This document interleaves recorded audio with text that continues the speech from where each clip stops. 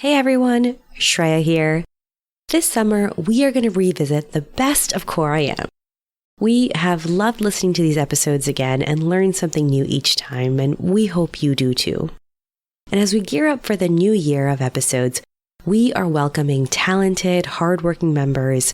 So reach out if you have skills in website design, graphic design, want to help write, produce episode, and with that, cue the intro.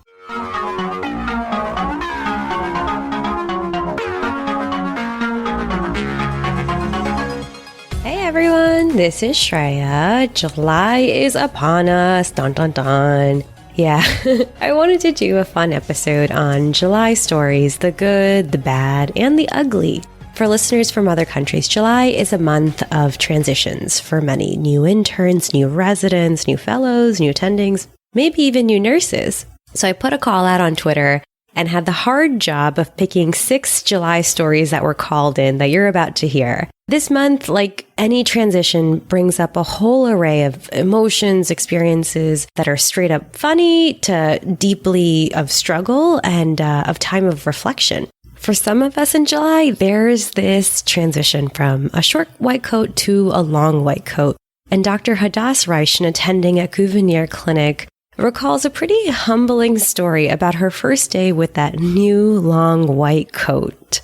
When I was a sub-intern, my residents always emphasized that it was really important to find time during the day to eat and to drink and to go to the bathroom, and that you really had to make sure that you prioritized yourself in doing these kind of basic acts of self-care.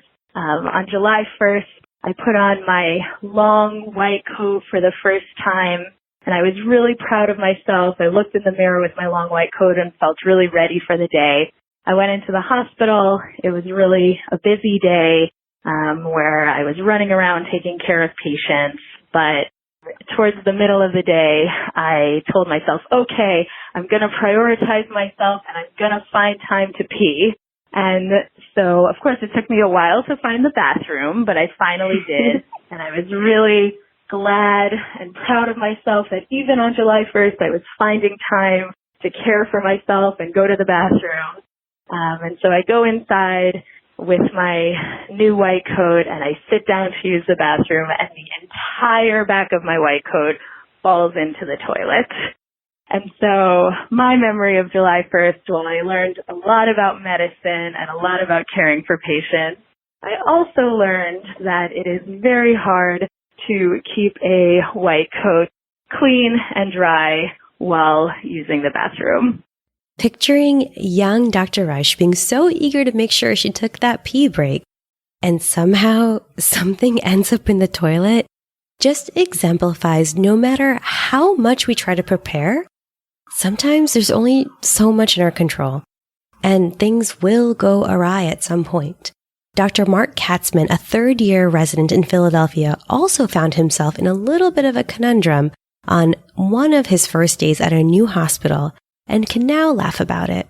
So it's my first day on service, going down the list, seeing all my patients, and, get to Mr. Jackson. I mean, that's not his name. It was something very different just for HIPAA reasons. But I'm seeing Mr. Jackson or Johnson or something like that. And I check down on my list, look down, see what I wrote down for why he was in the hospital. And, he came in for epididymitis, also had some scrotal cellulitis. Go in, talking to him, and he tells me, I'm talking about his symptoms. He says, no, my scrotum feels great, no pain, no discharge, everything's tip-top shape. Motion to him, ask him to examine him, sure, move the blanket over, look at his scrotum, and it looks great. Like, it looks amazing compared to the sign-out that I got from the intern that I was taken over for. And I'm, updating, cover him up. We're talking again, telling him about the plan, update him to do some oral antibiotics, maybe start thinking about getting him out of the hospital. And this whole conversation, by the way, he's terribly hard of hearing, and he refuses to wear hearing aids. So I'm not yelling at him, but I'm talking at quite a loud volume. So I'm just kind of screaming at him, your testicles look great. And just without skipping a beat, he just looks back at me and says thanks, but what about my pneumonia? And right at that like mortifying moment, I realized I mixed up like Mr. Johnson and Mr. Jackson. They were like next up on my list, and I think their rooms were like 321 and 312, and I must have had like a dyslexic moment or something. And I swear I must have walked out of that room after that, and every nurse was staring at me down the hall, just like wondering like why is he asking about that? And even the next day I went back and the patient was like, "Oh no, my cough is great. But don't worry, doc, my testicles are also in tip-top shape." And it was just something I can laugh about now. I mean, in the moment, just like mortifying, but it really reminds me, just like looking back, that during residency and especially during intern year, we all make mistakes. It's inevitable. But the biggest mistake that you can really make is not learning from them. And I really hope that anyone who's listening can learn from my experience, and realize that if I can make it through not only intern year, but residency, that they certainly can too. Mistakes are inevitable, and oftentimes it's nurses who save our butts at the end of the day. So I really wanted to get nursing perspective on July. Ashley, a registered nurse in a large teaching hospital in New England, honestly shared her experience in July. There are a lot of memes about July. If you go on any nursing Instagram account, like there's the Game of Thrones one that's like, brace yourself, July is coming. And then there's a lot of them. And I myself am guilty of sharing them because some of them are very funny. But Ashley also recalls when she was a new nurse in July. When I actually was a brand new nurse, I started in July at the same time as one of our CT surgery residents. And we were both on night shift. And we were trying to get this woman's heparin to be therapeutic. And then the INR was off, so I went and I told her, I was like, the INR is off, the PTT is off, like, what do you want to change it to? And she asked me, she was like, well, what do you want to change it to? And I said, I don't know, I'm a new nurse. And she said, I don't know, I'm a new doctor. And now that she's been a registered nurse for a few years, I was really surprised to hear that she actually finds usually two extreme types of residents in July. I think that what I've realized over the past couple years is that the most successful residents were the ones who really utilized their interdisciplinary coworkers, because no one really expects them to know everything on their first day. There's the two different types. There's either the people that are like the first resident that I talked about, who was like, listen, I really have never seen this and it's a little scary. Like, can you walk me through it? But then there's also the ones that are like, okay, like, I'm the doctor, I need to make the calls, like, here's my decision. Like, they feel like if they waver on their decision, that's a sign of weakness. Instead of having an open communication about why are we doing this instead of that, like, did you consider doing this instead? They take it as like, okay, no, I need to be firm in my decision. That way I'm not showing that I don't know what I'm doing, because then how are they supposed to trust me? Ashley points out that there's a lot of complexity that can go into asking for help. Thoughts of, will they think of me as weak? How will anyone trust me? I think this doubt is especially hard because sometimes other members on the team might be dealing with their own transition. And Dr. Lakshman Swamy talks to us about his first year as a pulmonary critical care fellow at Boston University. I really appreciated his honesty with his July story. He admits that he had to check his own imposter syndrome as a first-year fellow because it actually might have had a negative impact on his team. It's really interesting thinking about July and the starting of my fellowship and those kind of initial months. It feels like there's a lot more expected of me than I have sort of in my brain. And so there was this bit of sort of typical July, imposter syndrome, the sense that, I don't belong here, I don't know enough to be here.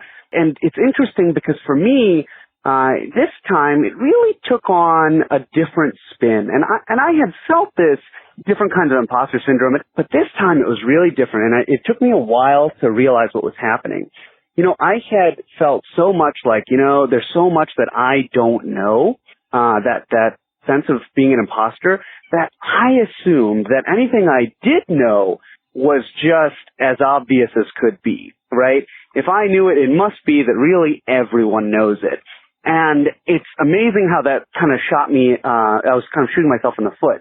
So, for example, I would be teaching or something, or be on rounds or something, be in clinic and in the ICU, and someone would do something or say something where I was like, wait, you don't know that? And instead of kind of the good teacher that I want to be, kind of encouraging psychological safety and being able to say things, I would be shocked that this really obvious thing, because if I knew it, everyone must know it. was kind of missing from this person.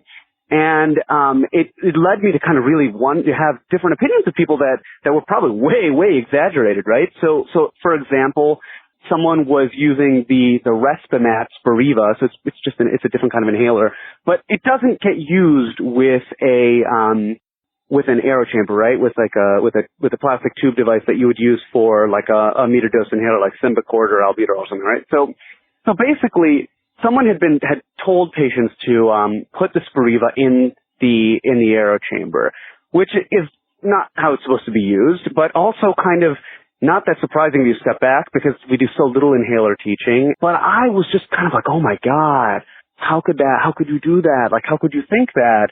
And in a sort of really classic way, I was like, if you don't know this, what else don't you know, right?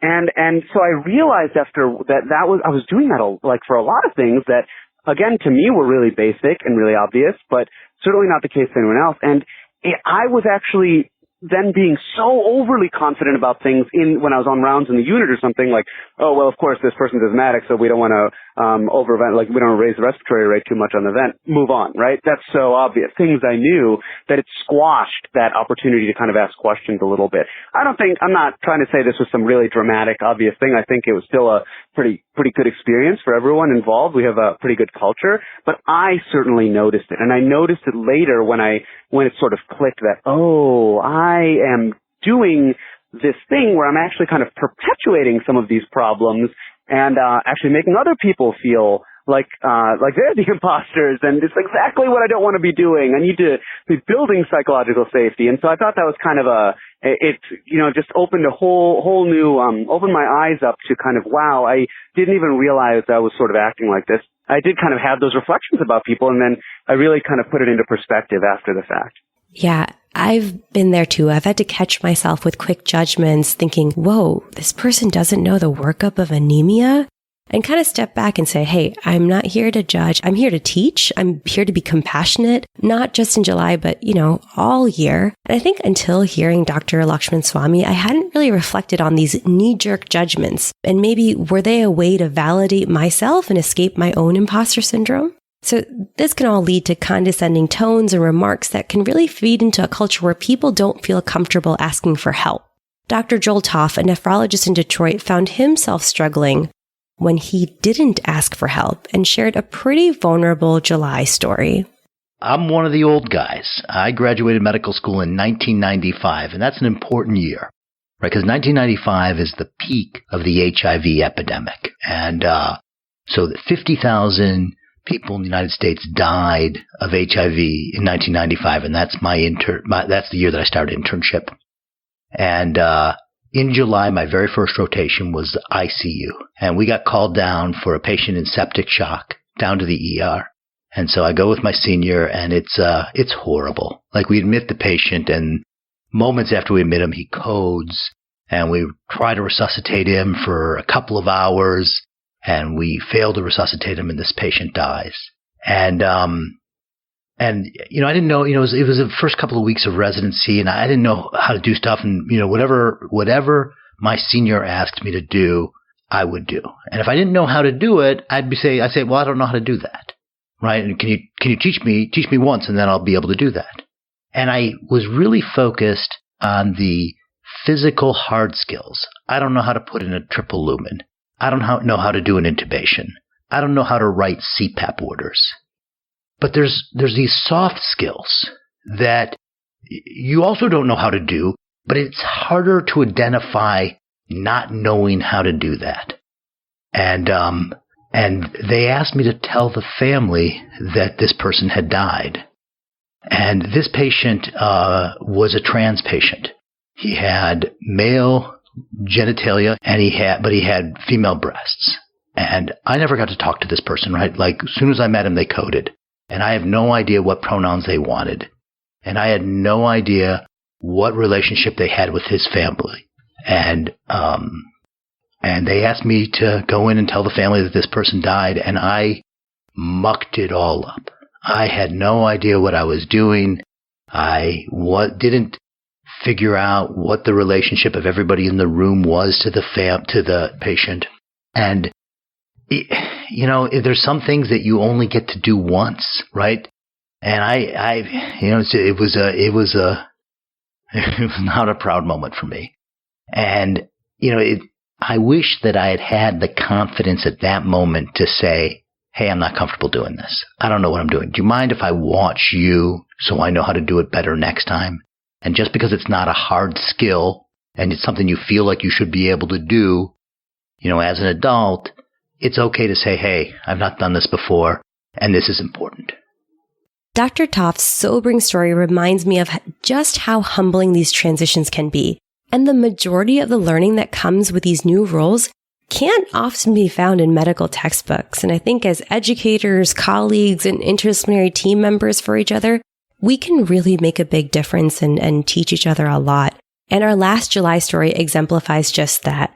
Dr. Kimberly Manning, a general internist at Emory, tells us a story of an unexpected night in the ICU of something that made a really big difference. So I pretty much spent 75% of that time feeling terrified that I would harm somebody, and another 10% of the time, feeling grateful that I had not harmed anybody. And the rest of the 15%, I think if I have the math right, I pretty much was just trying to stay under the radar, not get in anybody's way, and trying to just prepare, because when I'm scared, as a medical student, that's what always worked for me, or in any setting where I'm scared, I just try to know more. I try to read more. I try to learn more. What stood out for me was the one person on the team, our fellow, who I'll call Shobana, just seemed always to have everything together and seemed so confident all the time. I really admired her and liked to be next to her, but didn't want her to ever get so close to me that she could see how, maybe inadequate that I was. So we jumped right into the call. We got a good sign out, and admission started coming in, and she gave me great supervised instruction. And though I was really scared, things mostly were going okay. And as our admissions quieted down and we're tucked in, we were sitting in the unit, and it was like 3:00 in the morning. And I remember it so vividly because despite all the stuff that was happening in the unit, Shobana was so calm. She was sitting there eating up a pomegranate. And I remember she was like tapping the seeds into her hand and popping the seeds into her mouth and talking to me. And she looks up at me and says, "You're doing a really good job, Kimberly. You know that I'm enjoying working with you." And, again, my imposter syndrome said, she likes you. You have good social skills. You're friendly. You smile a lot. That's why. She said, "You work really hard. I like the way you take care of patients. I like the way you talk to your patients. But why do you apologize so much?" And I said, "Excuse me?" She's like, everything you say it and then you say sorry. I ask you something, you answer, and if I correct you, you say sorry. You're here to learn. You're not supposed to know everything. And I don't know what it was about. Maybe it was the pomegranate. Maybe it was how the informal way she was sitting in the chair, but I felt psychologically safe, and I just told her I was terrified. I was I was so scared to hurt somebody. I just didn't want to hurt anybody. I didn't feel like I knew what I was doing. But she was right. I was a hard worker, and I did have a high regard for what I was doing, enough to be honest about what I did know and what I didn't know. But I felt like I was in over my head all the time. And she started to reflect back to me what she'd seen. She said, "You know the patients. You talk to the nurses about your patients when you come in. You read. You ask questions to the respiratory therapist, and you're really moving in the right direction. And you need to stop apologizing so much. You deserve to be here." And I said, "I don't know how to feel like I know what I'm doing." And she said, "I don't always feel like I know what I'm doing, but what you got to do is you got to be a lion, Kimberly. You got to be a lion." And I was like, "A what?" She said, "Be a lion. You got to stand up with your head forward, and you just have to stand up on behalf of your patients as their spokesperson and be a lion." And she didn't really expound much more on that, but then she kind of jumps up out of the chair and says, "You know what? Let's round on your patients." And it was 3 a.m. So she puts down a pomegranate, and we start walking around this intensive care unit at 3 a.m. with the lights dimmed. And I'm presenting my patients, and instead of asking me questions about, what is this, or acid-based disturbance questions, she would tell me to stand up taller. she would talk to me about the cadence of my voice. She would tell me to hold my paper differently, and would just she even showed me how to say I didn't know. You know what, I'm not sure about that, but here's what I do know. Or to take time to think about what I did know, because maybe I did know it. And she didn't tell me any evidence-based medicine or anything. But what she taught me how to do was to see myself as enough in that setting, and that I was there to learn, and that it was really, truly okay for me to be scared. And if anything, it was a way of honoring my patients that I felt scared. She said, I think you're honoring your patients that you feel afraid. You should always feel a little bit afraid. And, so years later, when I think about that, I've paid that forward a lot. I've told particularly women residents, underrepresented minority residents about, just sometimes you have to just show up and be a lion. When Dr. Manning and I were talking off air, she spoke about how this fellow kind of stepped in her space and in a very short period of time did something she called transformative for her career. The fellow could have gone to bed, but she stayed up 30 more minutes, and little did this fellow know the impact it would leave on Dr. Manning. And I can't help but be moved by her pep talk. Be a lion. And that is what I tell myself, even today, 18 years later not 18 years later from that, even more, 23 years from that, as a faculty member, when I'm asked to do something, if I'm doing a visiting professorship, that little voice comes into me again, and I tell myself, I coach myself, I'm like, be a lion in your own way. And the best part of that lyric is that it just says, keep trying. It's not that you have to even fake it. You can try, though. You can just show up and try your best. And that, that moment, I think, it shapes the way I interact with learners who are new. It's why I enjoy learners who are new, faculty who are new in a new role. But it also is just, proof that we don't have to have it all figured out all the time. I kid you not, but since recording this, I have told myself, be a lion, just keep trying. Before almost every important meeting, difficult day in the hospital, it's been so powerful. It's just one of the many things I've taken away from hearing these wide array of stories. And I hope everyone listening can be a little bit more compassionate to each other, a little bit more understanding to each other, especially for those going through these transitions, maybe feel a little bit less alone in the struggle, or laugh at yourself if your white coat ends up a little bit in the toilet, knowing that someone else might have gone through it too. Thank you so much for listening, and a very big thank you to all the people who told their stories. We will link their contact in the show notes. Please share this episode with colleagues as they're about to embark on a new transition. And as stories roll in this coming July, send them our way. We would love to hear them. And if they're really good July stories, we can maybe record it on air for next July. Email us at hello@CoreIMpodcast.com. And if you enjoy listening to our show, give us a review on iTunes or whatever podcast app you use. It really does help people find us. And let's continue the conversation over social media. What stories moved you? Which July stories could you really relate to? Tweet us or find us on Instagram at CoreIM Podcast or Facebook at CoreIM. Good luck, everyone, in July, and let's continue the conversation. Take care.